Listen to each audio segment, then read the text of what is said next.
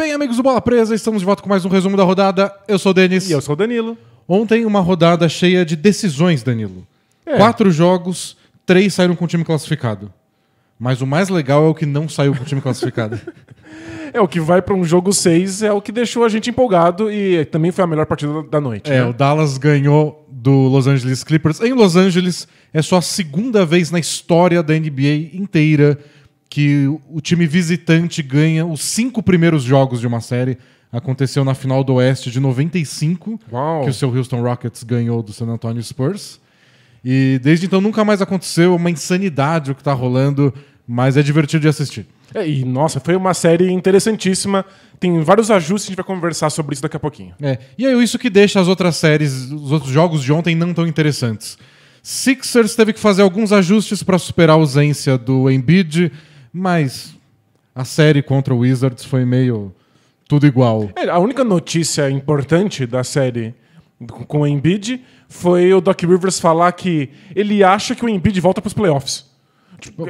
Já estamos nos playoffs. A pior frase possível. Eu achei que ele ia falar, talvez ele não volte no próximo jogo. Não, a expectativa dele é que volte para os playoffs. Durante os playoffs. Que absurdo. Então, a coisa mais preocupante é o futuro dos Sixers. Essa série contra o Wizards, não. Isso. E aí, Jazz também passou o caminhão em cima do Grizzlies, como a gente esperava e como a gente viu quase todos os jogos. E a decepção da primeira rodada, né, foi justamente que o Knicks não teve resposta para o Hawks. O Hawks apresentou uma coisa muito boa e o Knicks só não tinha resposta, então acabou em 5 jogos. Um monte de 4-1 ontem, mas vamos começar com Dallas e Clippers. Antes, só uma lembrança, assine o Bola Presa. Boa! Conheça nossos planos de assinatura para ter acesso a centenas de textos, vídeos e podcasts exclusivos que a gente fez durante anos para os nossos assinantes e toda semana tem conteúdo novo para vocês lá. E falando em podcast, hoje à tarde a gente volta aqui pro YouTube para gravar o podcast que entra editadinho amanhã no feed do podcast. Quinta tarde, geralmente lá pelas 5 da tarde, a gente tá aqui ao vivaço no YouTube. Boa, a gente pode interagir com vocês podem mandar perguntas, a gente responde e aí a gente entra na gravação que entra no nosso feed no dia seguinte. Boa, então vamos lá? Bora! Dallas Mavericks ganhou do Los Angeles Clippers e o jogo foi bem diferente das últimas partidas e bem diferente dos primeiros jogos. Então não é que o Dallas ganhou do Clippers de novo em Los Angeles porque repetiu tudo que fez nos jogos 1 e 2, acertou 99% das bolas de 3 pontos. Não, o jogo foi diferente, o ataque do Mavericks foi diferente, a defesa foi muito diferente, o quinteto titular foi diferente. Pois é, e acho que o quinteto titular talvez seja a coisa mais engraçada, porque calhou de que tamanho virou um assunto nessa série, e nesse jogo da maneira mais bizarra possível. Porque o Mavericks queria usar o Boban, mas o Clippers queria usar o Zubac, mas eles tentaram não usar ao mesmo tempo. Ou seja, parece que quando um time não tivesse o Boban, você queria jogar small ball. E quando o time não tem o Zubac, você quer jogar o small ball. Mas não, eles querem usar o tamanho quando o time adversário não tá usando o tamanho. Aí já põe o meme da Nazaré lá, tipo... O que tá acontecendo aqui? Virou um contrassenso. Basicamente foi contra aquilo que a gente aprendeu a entender como uso de pivôs no basquete hoje em dia. O Dallas sentiu no jogo passado que conseguiu punir um pouco do quinteto baixo do Clippers com o Boban no ataque. Então o Boban no ataque estava conseguindo cestas fáceis porque o Clippers estava com um quinteto mais baixo, já que quando o Zubac estava em quadra ele era um alvo pro Luka Doncic. Perfeito. Só que defensivamente o Boban também virou um alvo, porque assim como o Zubac, ele é lento, os jogadores mais baixos infiltram em cima dele, fazem arremessos fáceis em cima dele. Por outro lado, o Mavis estava muito interessado em parar o garrafão, já que parecia que o Clippers conseguia entrar no jogo passado no garrafão quando bem entendia. E aí o Boban começou a ficar interessante defensivamente, se ele fica embaixo da cesta parado, e aí você convida o Clippers a arremessar. Aí essa foi o ajuste. Como eu deixo o Boban em quadra para aproveitar dele no ataque, mas na defesa ele não é explorado como foi no jogo passado. Você planta ele no garrafão, isso, deixa ele parado lá numa boa e velha defesa por zona. Exato, vira poste, e aí a gente viu o Mavis defender por zona, acho que pela primeira vez nesses playoffs. Por longos períodos de tempo foi a primeira vez. Né, eles tinham tentado algumas posses. Né? Em algumas posses de bola meio que todo time faz hoje em dia. Mas o Dallas era toda a posse de bola, no primeiro tempo especialmente, e no começo do segundo, era só zona e 2-3, dois jogadores na primeira linha, 3 na segunda, o Boban no meio do garrafão e o Porzingis do lado. Geralmente o Porzingis é um cara pela altura que fica mais no meio, na cobertura. Não, ele tava lá correndo atrás um do outro. Porque se o Porzingis fica no meio, quem tem que correr é o Boban. Não faz sentido, o Boban é um poste, né? E aí foi engraçado, porque defesa por zona, especialmente essa 2-3 no jeito que o Mavs fez, você acaba cedendo muita bola de 3. Aí o Dallas estava cedendo arremessos de 3 pro time de melhor aproveitamento na temporada. Por algum motivo, o Mavs achou que era melhor desafiar os arremessos de 3 do Clippers do que ficar tomando bandeja dentro do garrafão. Bandeja eles não erram, as bolas de 3 erram às vezes. Pois é. E aí o Clippers queria usar o Zubat. Eles ainda confiam no Zubat. Mas contra a defesa por zona, eles acharam que era melhor jogar com o small ball. E aí... porque você tem mais arremessadores em quadro. Mas aí quando o Boban saía, aí eles queriam pôr o Zubat. Porque aí não era, eles estavam usando menos zona sem o Boban.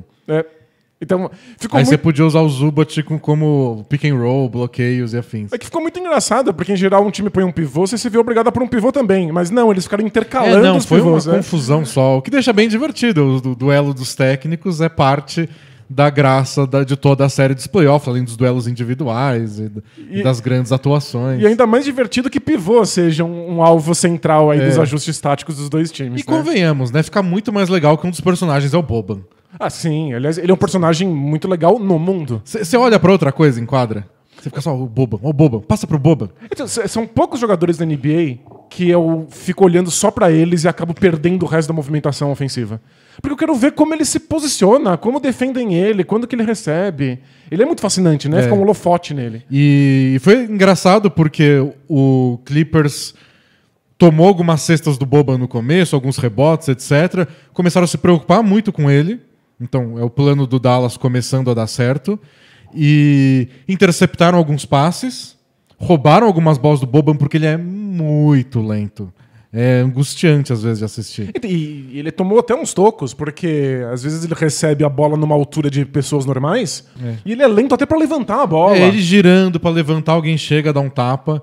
Mas ele conseguia forçar tanto um colapso de jogadores do Clippers que começou a ceder até espaço para bolas de 3. É que calhou ontem de que os coadjuvantes do Mavs não estavam acertando tantas delas. Eles tiveram mais oportunidades de bolas do que eles converteram. Acertaram algumas, 2 decisivas nos minutos finais do Tim Hardaway e do Porzingis.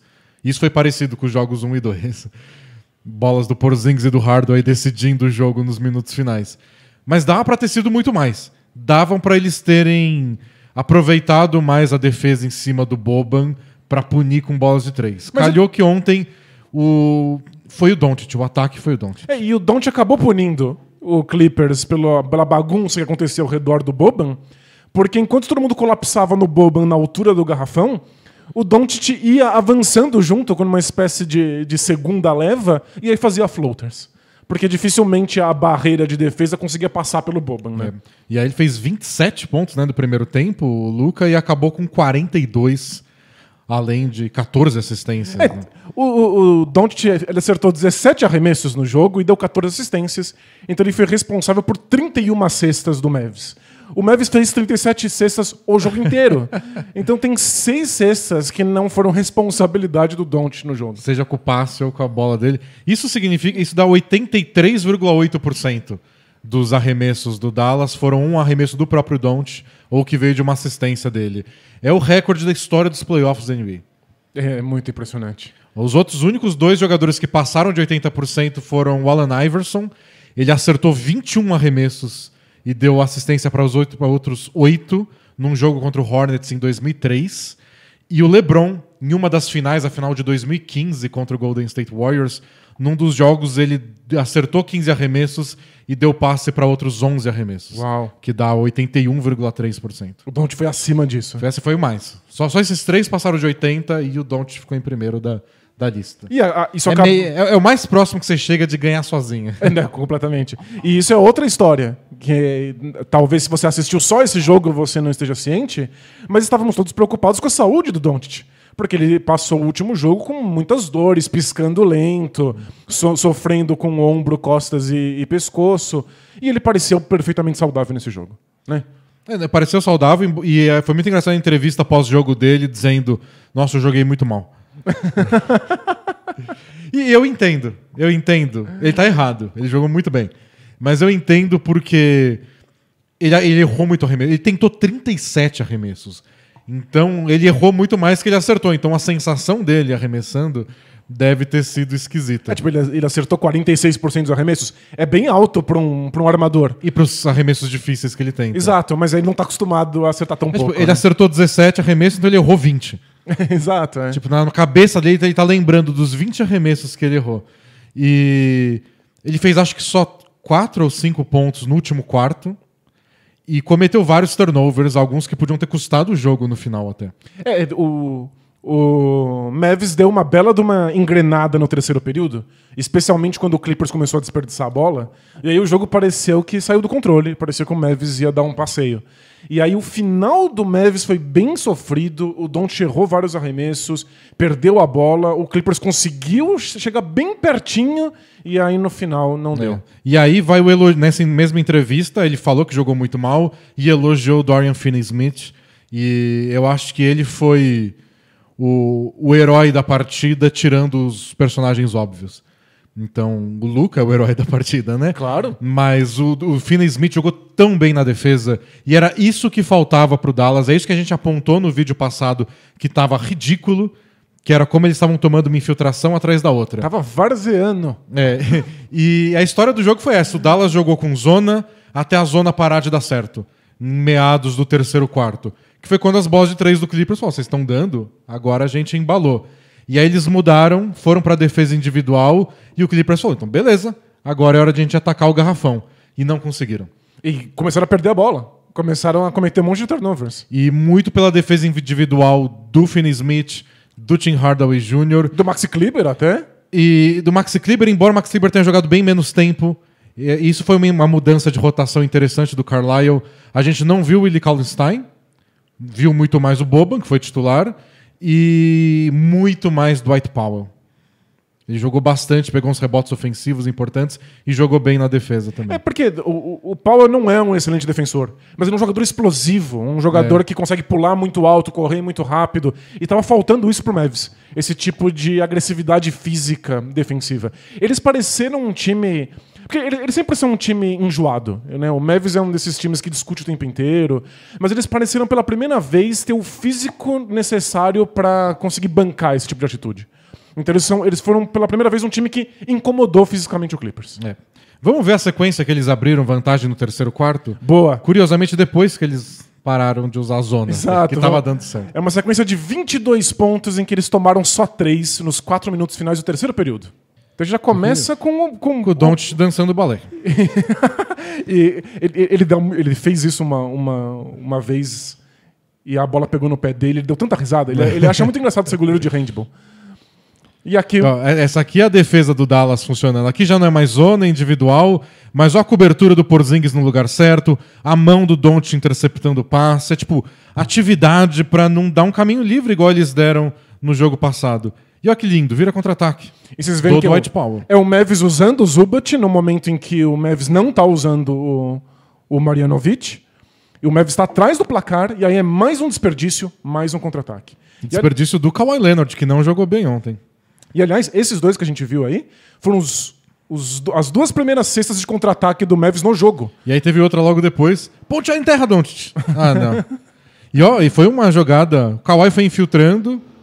Boa marcação do Finney-Smith atrás, com cobertura do Porzingis, com um corpo perto do Zubac para não ter o passe. Obriga o Kawhi a um passe esquisito.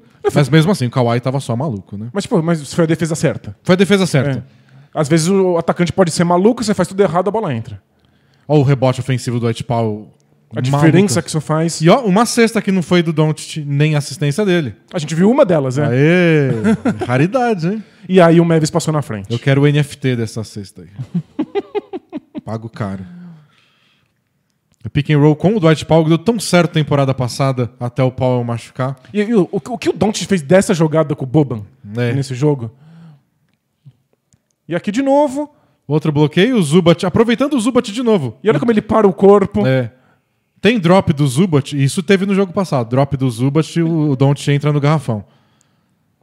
E agora dobra, passa pro Dwight Powell. Achei que ele jogou tão bem. O Dwight Powell? Eu gosto dele. Ele foi Ele bem perdeu importante muito mesmo. espaço na rotação esse ano, mas... E aqui o Doncic contornando e aí metendo a bola de 3 pontos. tá tudo tão certo, né? Vou arremessar de 3. Antes de começar essa sequência, o Clippers estava ganhando por 6 pontos. Aí acabou o terceiro quarto perdendo por 14. Foi uma diferença... E eu acho engraçado porque se você vê os números finais, o Boban acho que teve até saldo negativo. E parece, então não sei se deu tão certo a experiência dele. Mas eu achei que foi interessante pro Dallas ter mais uma opção defensiva.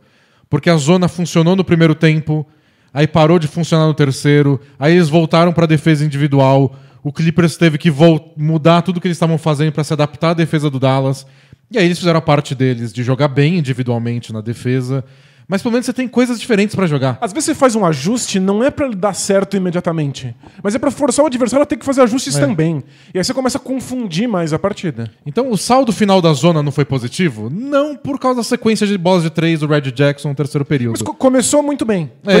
Foi muito importante num momento. E quando para de dar certo, você tem outra coisa, essa variação que o Dallas pôde oferecer.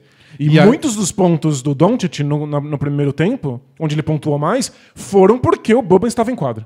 Ele ajudou muito a chamar a marcação e dar esse floater pro Doncic. E aí o trabalho que o Dallas teve foi finalizar o jogo, ganhar os minutos finais para aproveitar essa diferença que eles abriram no terceiro período e quase escapou, né? Quase escaparam. E aí eu separei pra gente ver as jogadas finais aí do quarto período. Então aqui faltam 2 minutos, a vantagem estava em 10 já.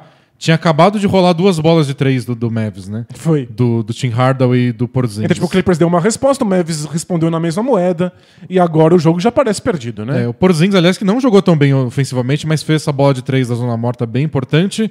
Aí o Clippers pediu tempo e respondeu com essa bola do Red Jackson. E aí, do outro lado, o Doncic vai ter que arremessar, e aí ele tá sendo muito bem marcado individualmente, né? E o ataque não foi grande coisa, mas muito porque o Dallas ficou gastando o relógio, né? Eles estão cozinhando o jogo, né? Que às vezes é perigoso. Se essa bola cai é lindo, mas é perigoso. E a gente vai ver aí que o negócio vai ficar bem perigoso. E aí o Clippers vai pro ataque. O Porzingis caiu na finta, né? O que aconteceu no outro jogo, que a gente tanto brigou com eles? Era o Clippers vindo pro ataque, aí alguém vinha seco marcar o cara da diagonal e o cara da zona morta ficava livre. Dessa vez tinha. Então o Porzingis estava aqui, o Luka estava aqui para marcar o Batum. Eles estavam preparados para isso, né? Eles tinham, era só passar a bola que tinha. E o Porzingis foi seco na finta e deu a bola de 3 pro Marcus Morris. Acho que defensivamente foi um jogo bem complicado pro Porzingis. Aí o Luka ataca, tinha esse arremesso e... E aí são 2 erros do Doncic. Os 2 viram contra-ataques fulminantes do Clippers. E essa jogada foi direitinho, não foi um arremesso do meio da quadra. Faltou só cair. Aí o Paul George vai pro ataque, acha o Kawhi. Kawhi faz a cesta e ainda tomou um tapinha do Powell. Cesta e falta. Vacilo grande. E a diferença ficava em 10, faltando 2 minutos, tá em 1. Pois é. Faltando aí menos de 30 segundos. E o Mavs vai atacar. E aí foi o Batum responsável pela marcação individual. O Mavs nem pediu um corta-luz nem nada. Deixaram que o Doncic resolvesse. Acho que eles ficaram com muito medo de uma possível dobra. Quando eles deram arremessos pro Dallas, um pouco antes, foram as bolas de 3 do Hardaway e do Porzingis. Então vamos no mano a mano. E tem uma ajudinha do Kawhi aqui atrapalhando. Mas foi mano a mano. E é sempre uma decisão difícil, né? Nessas posses de bola decisivas do Mavs, você dobra ou não dobra no Doncic. O Clippers resolveu não dobrar e o Doncic quis passar a bola mesmo assim.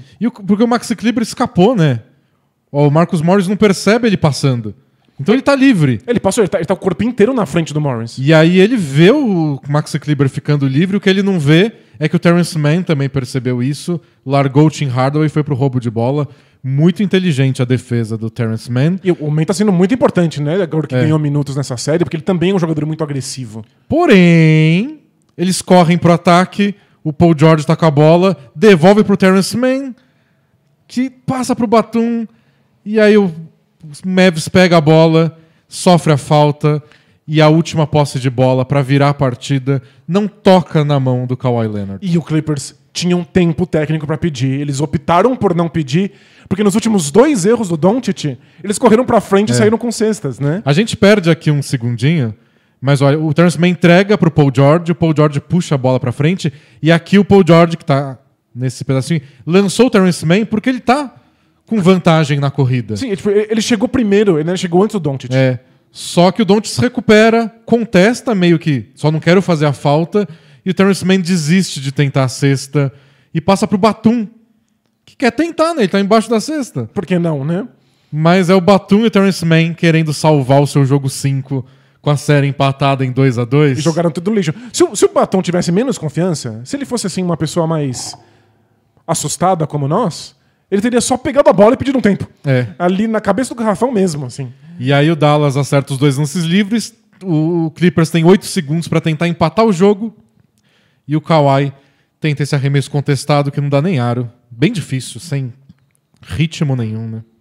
Aí calhou que nas 2 posses de bola finais que o Clippers precisava de uma cesta, o Kawhi não tocou na bola, não viu o cheiro da bola. E quando ele podia empatar foi um arremesso bem difícil e não tinha relógio pra tentar mais nada.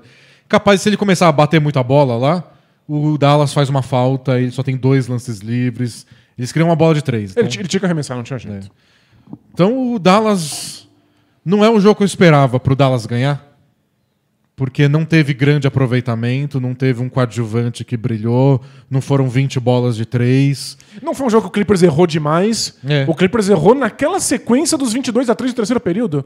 Os 6 pontos de contra-ataque que o Mavis fez o jogo inteiro foram aqueles que a gente viu. Então foi meio que Luka mais Boban, mais defesa por zona e forçar turnover. Beleza, valeu, ganharam. Funcionou. E foi muito legal ver o Mavis sendo capaz de fazer esses ajustes. Costuma ser um time mais engessado em termos de opções.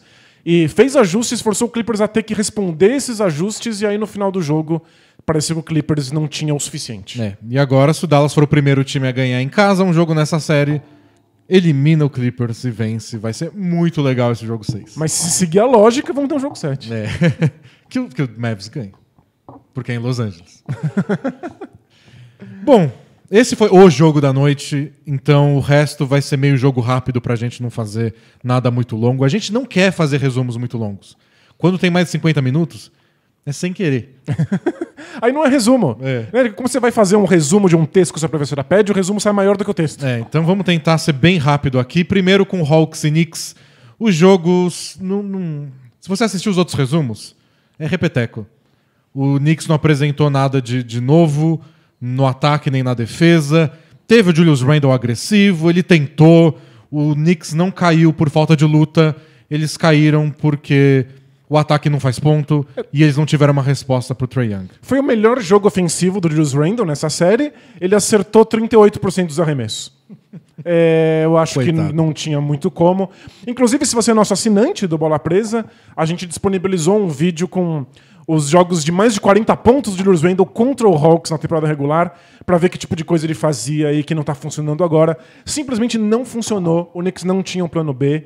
E, por outro lado, o Trae Young teve um jogo em que ele não arremessou muito bem, e mesmo assim, ele é imparável. Ele bateu muito lance livre, deu uma tonelada de assistências. Eu separei um vídeo só pra gente encerrar essa série celebrando o Trae Young. A primeira jogada da partida, como é tradição, ou era pelo menos, esse ano ele tá fazendo menos.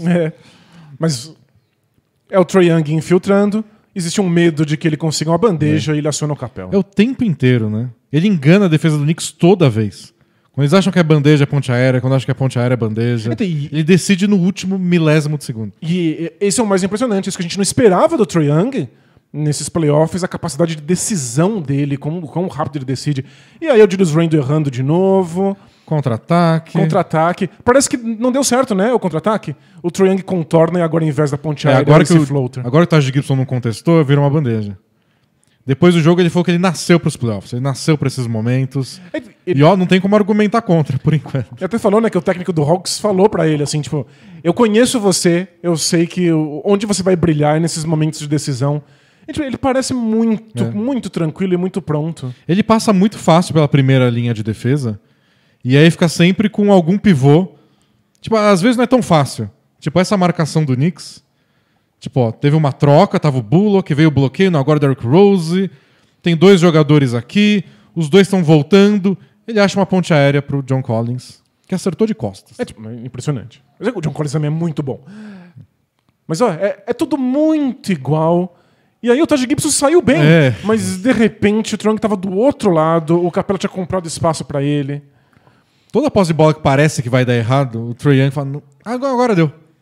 E essas bolas de 3, o Trae Young errou um caminhão dessas bolas durante esse jogo contra o Knicks. Mas se ele acerta ou se ele erra, é responsabilidade dele. Você vê que a defesa não tem muito o que fazer. E com o time na frente, tipo, 9 pontos na frente, você tenta uma ou outra dessa de 3, porque quando você acerta, acabou o jogo. E é uma das melhores defesas da NBA. Todos os preceitos defensivos do Knicks impedem que essas bandejas aconteçam. E ele sempre consegue ou arremessos 3 livres ou bandejas livres. Essa é muito legal porque, Knicks marcando bem. O Bogdanovic parece que vai receber um bloqueio do Capela pra vir pra cá. Ele vai nas costas do Capela. A defesa do Knicks acompanha. O Noel fecha, o RJ Barrett se recupera. Aí tem o bloqueio do Capela. Não, seguramos aqui. Vai ter outro bloqueio do Capela pro Bogdanovic. Tá todo mundo no seu jogador. Ninguém foi enganado. A defesa foi impecável, mas olha o espaço que o Trae Young inventou pra ele mesmo nesse agora. corte. Acabou, pronto, tá livre. Ele erra esses arremessos? Erra muito, mas ele sempre tem esse arremesso se ele quer dar. Então é aquela história, sabe? O Knicks não conseguiu marcar bem tempo suficiente. E quando marcou, o Trae Young foi lá e foi melhor. E no ataque não teve nem competição. Então essa série, que era para ser uma das mais disputadas, na teoria, o Hawks foi melhor em todas as partidas. Todas. Até a que perdeu. O ataque do Hawks foi surpreendente, a defesa do Hawks foi muito melhor do que a gente esperava. E o Trae Young parece que nasceu pra playoff mesmo. Que sorte que a gente tem de poder estar assistindo isso. E agora eles pegam os Sixers. Vamos falar dos Sixers agora, que ganhou do Wizards. É uma baita defesa. Então, o jogo foi interessante porque o Embiid recebeu o diagnóstico dele do menisco levemente rompido. É uma coisinha pequenininha. Um pequeno rasgo. Então dá pra jogar em breve aí, eventualmente. Vai saber. Tem gente... Ele tá, o que eles chamam na NBA de day to day. Ou seja, a cada dia a gente vai ser avisado de como é que tá o andamento aí da lesão do Embiid. Mas a gente tava esperando que ele passasse talvez um jogo fora. E o Doc Rivers me deixou assustado. Falou, volta nos playoffs. O que eu achei legal foi que sem o Embiid eles não começaram nem com o Mike Scott, como no segundo tempo do jogo passado, e nem com o Dwight Howard, que é o outro pivôzão. Eles começaram com o Matisse Thybulle, que é um dos grandes defensores de perímetro. Então pareceu que a ideia do Sixers foi, vamos pressionar. Não vamos deixar o Westbrook driblar, infiltrar, nem o Bradley Beal. Vamos sufocar eles. E o que eu achei engraçado é que na súmula, quem entrou como pivô foi o Ben Simmons. Talvez para ficar mais adequado com o aproveitamento de lances livres dele. Ele só enterra, pontou no garrafão e erra lance livre. Ele é pivô. Então é pivô. E deu certo. O Wizards cometeu 15 turnovers no jogo, 9 vieram de roubos de bola. Nossa, isso é muito raro. E eu separei alguns pra gente ver. E por que eu tô conectando um assunto no outro? Porque é assim que eles vão marcar o Trae Young. Então o Trae Young enfrentou uma defesa muito forte, vai enfrentar outra com características um pouco diferentes, braços muito maiores e... Em termos brutos, em termos de jogadores, um time muito mais talentoso. E com jogadores... Uma defesa que não quer colocar todo mundo de um canto da quadra porque depois a gente alcança. Não, meus braços dão conta disso. Os braços abraçam tudo, né? Então a gente tem que ver como vão ser os turnovers do Trae Young nessa próxima partida. Então eu separei um pouco porque foi engraçado porque o Sixers forçou muitos erros do Wizards no primeiro tempo. Mas quando não forçou, o Wizards acertou os arremessos. Então o placar ficou apertado. É que o Wizards é um bom ataque, né? Se você deixa eles arremessarem, eles às vezes acertam, né? Mas no segundo tempo, continuou errando e aí os arremessos pararam de cair. E o Seth Curry jogou muito bem, o Tobias Harris jogou muito bem. Os dois somaram mais de 50 pontos juntos. E aí... Só Curry, Tobias Harris, Ben Simmons e Matisse Thybulle no segundo tempo acertaram 15 de 22 arremessos. Um aproveitamento muito alto. E aí o Wizards foi perdendo fôlego. E aí na metade do quarto período o Sixers abriu 20 e aí já era. É um desses casos que nem é um atropelamento. É só um time que é um pouquinho superior ao outro o tempo inteiro. E aí vai crescendo. A hora que acabou vantagem, o gás do Wizards foi de uma vez só. Mas eu separei lances que eu acho que são úteis pra gente pensar a série contra o Hawks. Legal.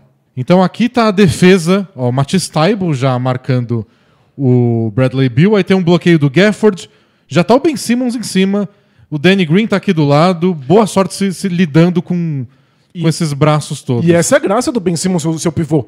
Né? E aqui a gente imagina, é o Trae Young e é o Capela cortando em direção à cesta. Tem cobertura, tem roubo de bola. Tobias Harris é enorme. Aí tem, e o Taibo volta e rouba a bola. É impressionante. Tipo, olha que definição desse lance, é pentelho. Enche o saco. Quando recebe a bola, tem alguém enchendo o saco. Alguém tenta dar um tapa na bola. Quando vai passar a bola, outro vai lá e enfia a mão. Em geral, quando tem essa... Deixa eu respirar. Coisa da dó. Em geral, quando tem essa dobra e o pivô tem que estar lá, o pivô é só um corpo grande que compra tempo pro defensor se recuperar. Nesse caso, o Ben Simmons não. O Ben Simmons é um jogador ativo defensivamente. Ele pode roubar a bola, né? E aqui de novo. Cruel, né? O que o roubo vira depois? Pressão no Bradley Beal. E vira pressão no Bradley Beal ainda. Vê o tapinha por trás. E aí falta pra parar o contra-ataque. Senão é sexta, né? E aqui no segundo tempo, o Bradley Beal vai pra um pick and roll com o Gafford. Eles montam em cima do Bradley Beal. Nossa. Tipo, o Trae Young é bom nisso. É esse o momento que ele vai ter que brilhar. Porque fácil não vai ser. Mas não foi contra o Knicks também, mas... o vai ser um outro nível de desafio. O Trae sempre teve dificuldade com turnovers. Ele sempre desperdiçou muito a bola nesses ambientes enclausurados. Mas ele foi espetacular dando passes em condições adversas contra o Knicks. Ele melhorou muito nisso, né? E aqui é o ataque. É o que vai ter que dar certo para os Sixers nessa série com o Hawks até o Embiid voltar. Então, uma posse de bola com o Seth Curry comandando o ataque, um bloqueio do Tobias Harris, e dá um step back na cara do Raulzinho e acerta. E até importante para tirar a bola das mãos do Ben Simmons para não ter hack a Simmons, não ter falta intencional. Ontem contaram que o Seth Curry estava jogando videogame com o Ben Simmons na tarde, antes do jogo, e o Ben Simmons falou, vou precisar de 30 pontos seu hoje, hein, Curry? Ele fez 30. Mais um na cara do Raulzinho, coitado. Mas é isso, é o Curry chamando o ataque porque o Ben Simmons tem os limites dele. O Seth Curry tá pronto pra isso. Ele fazia esse papel quando precisava de uns minutinhos no Mavs pro Doncic sentar. E aqui ele atacou, quase caiu o Hachimura. Uau. E fez o jumperzinho dele. Grande jogada do Seth Curry. E tem ele com o Tobias Harris também, ó. Um handoff, que vira um pick and pop. Legal, tem visão que vira um de quadra. arremesso. E o Tobias Harris tem que acertar essas bolas. Ele tá acertando o ano inteiro. Mas sem o Embiid fica mais importante ainda. A ideia do Doc Rivers era que o Tobias Harris driblasse menos. Ele pega e arremessa, né? E aqui, já com 20 pontos no placar, o Tobias Harris aproveita que fez uma bola de 3 antes. Tem medo dele arremessar e finta o Gafford e infiltra. Então, sem Embiid, vai ter que ter o Seth Curry botando a bola no chão. Vai ter mais o Tobias Harris botando a bola no chão, mais que o Doc Rivers sonharia. Mas aqui nos sonhos dele tem o Embiid, né? Então, no sonho de todo mundo que gosta de basquete. Então isso não vai rolar. Duas coisas estão para se observar já na próxima série contra o Hawks. Essa defesa-pressão que eles fizeram no Bradley Beal em cima do Trae Young e Tobias Harris e Seth Curry precisando entregar mais pontos no ataque. E o Wizards é um baita ataque, mas não conseguiu responder a isso não. Então é preocupante pro Hawks. Bom, último jogo do dia, tivemos Utah Jazz e Memphis Grizzlies. Dessa vez não teve resposta do Grizzlies. O Jazz foi lá e fez o que faz sempre. Atropela, 62 bolas de 3, abre 20 pontos de vantagem no primeiro tempo. Vai lá, Grizzlies, responde. Dessa vez não... não tem como, né? Acho que não foi tão... A gente viu o Grizzlies ser levado ao limite. E agora dessa vez acabou 126 a 110, são 16 pontinhos só de diferença. Mas, nossa, foi um massacre. E foram 17 bolas de 3 pontos do Jazz. Quando acabou o primeiro quarto, com o Jazz tendo marcado, preparem-se, 47 pontos. Foi 47 a 27 o primeiro quarto. Alguém no Twitter que cobre o Jazz falou: vocês lembram daquela vez, na final contra o Bulls, uma das duas finais contra o Bulls lá nos anos 90, que o Jazz marcou 54 pontos num jogo? Foi fora da curva pra mal. Ok, mas pensa, acontecia, né? 54 pontos num jogo de final, 47 pontos em um quarto. Não, teve nesses playoffs aí jogos em que o Knicks marcou 47 pontos num primeiro tempo. É absurdo. Se alguém faz isso 4 períodos, está fazendo quase 200 pontos numa partida. Não aconteceu, nem precisou. Foi um massacre. E os lances que eu separei pra gente ver é só o Jazz fazendo o que quer. É o Jazz ideal. É o Jazz mostrando as jogadas, porque foi um dos grandes ataques dessa temporada. E porque o Grizzlies não conseguiu parar. Boa. Então tá aqui, já começando o jogo já com o Mike Conley pedindo um pick and roll com o Gobert. E aqui tá, é o que vocês vão ver o tempo inteiro. Alguma variação de pick and roll com o Gobert e uma ameaça do outro lado. O que está acontecendo aqui? O Gobert fez o primeiro bloqueio e está correndo em direção à cesta. O Bogdanovic está fazendo um bloqueio para quem está marcando o Gobert. Para caso ele tente se recuperar, trombe no Bogdanovic. É o pick and roll espanhol. O Conley passa pelo Ja Morant. Então ele infiltra e aqui ele tem as opções dele. Pronto. Ele pode fazer um floater, ele pode passar para o Bogdanovic aqui para trás, pode mandar uma ponte aérea para o Gobert, pode passar nesse ângulo para o Donovan Mitchell. Não, o mais fascinante é que ele está cercado por defensores, mas ele tem muito espaço de todos eles, né? E, assim, depende tudo do ângulo que você está olhando ou que ele vai pegar a bola, mas tem o passe para o Royce O'Neal aqui também. Tem sim. Ele vai lá, decide o Donovan Mitchell, que infiltra, e aqui ele tem a infiltração, ele tem o passe para o Bogdanovic, escolhe o Donovan Mitchell. Vou eu mesmo? Vou eu mesmo. É muita opção, né? É tudo na defesa do Jazz é opção. Então pronto, o Mike Conley soltou a bola pro Bogdanovic, ele vai aqui, ele tinha a bola pro Royce O'Neal. Ele podia parar para arremessar. Ele gira, pode arremessar, pode passar pro Conley, pode mandar a ponte aérea. Passa pro Donovan Mitchell. Que era o passe mais difícil para fazer, era né? o mais difícil. Parece uma opção o Donovan Mitchell? Não parece. Tipo, eu não consideraria. Agora o Conley continua sendo uma opção. Pronto, 3 pontos a mais. Agora mais um pick and roll com o Gobert. Agora sem não é o espanhol. O Bogdanovic está aqui abrindo na zona morta. Ele pode parar e arremessar porque o Valanciunas está no drop. Isso. Ou pode infiltrar. Ou pode esperar o Gobert correr em direção à cesta. Ou pode tocar pro Conley. Vou arremessar eu mesmo. E acerta. Eles têm 1000 opções e acertam a que eles tentam. Tem vários times que fazem a defesa do adversário virar um cobertor curto, mas o Jazz transforma qualquer cobertura num cobertor curtíssimo. Agora é um handoff que vira um pick and roll. O Bogdanovic pode abrir pro Donovan Mitchell, pode abrir pro Royce O'Neal, pode tentar infiltrar, tá meio apertado, mas dá. Pode esperar o Gobert passar e dar um passe para ele. E ele usa as costas, deixa o Gobert passar e isso cria mais espaço para ele fazer a bandeja. Porque aí o Valanciunas não quer ceder a ponte aérea e o Bogdanovic consegue infiltrar e fazer a bandeja. Agora, de novo, Mitchell e Gobert, 3 jogadores do outro lado da quadra, então eles deixam toda essa meia quadra para os dois brincarem. Mitchell espera o bloqueio. Foi tão rápido o passe, né? O Gobert faz um bloqueio meio fantasma, tipo, ele finge que vai fazer um slip screen, recebe a bola, enterrada. Que tá todo mundo feliz, né? Mesma jogada aqui. Próxima, ó. Mitchell e Gobert. Vai ser outra passe pra enterrada? Não, vira pro outro lado. É o Royce O'Neal, bola de 3. É a mesma jogada, vira outra coisa. A defesa inteira do Grizzlies tá olhando pro outro lado. E aí você tem 4 caras no garrafão. E ele podia passar pro Bogdanovic, o Bogdanovic podia passar de volta. Eles podiam ficar girando essa bola, brincar de drible, de bobo. E é isso que o Jazz te oferece. Eles têm sempre muitas opções, tá sempre tentando cobrir muitas coisas. E se você combina tudo isso com todo mundo acertando arremessos, boa sorte. O que a gente descobriu nessa série foi uma coisa que a gente meio que já sabia. Que se o Donovan Mitchell tivesse no jogo e saudável, o Grizzlies não tinha muita chance, né? Ótima temporada do Grizzlies, ótima série, jogaram bem todos os jogos, mas o melhor Jazz não é páreo para a maioria dos times. O desafio é o Jazz jogar nesse nível contra todo mundo, todas as partidas. Pois é. Mas o Grizzlies é o time mais jovem da NBA, chegou muito longe, deu trabalho, tem uma série de jogadores aí que estão realmente muito fortes para ser o futuro do time. O Dillon Brooks foi uma surpresa absurda dos dois lados da quadra. Se eu fosse torcedor do Grizzlies, eu estaria muito feliz. Mais feliz do que se eu fosse torcedor do Rockets. Mas o torcedor do Jazz tá mais feliz ainda, porque eles passaram de rodada. E é isso, pessoal. Esse foi o resumão de hoje. Amanhã a gente volta com os jogos desta quinta-feira hoje.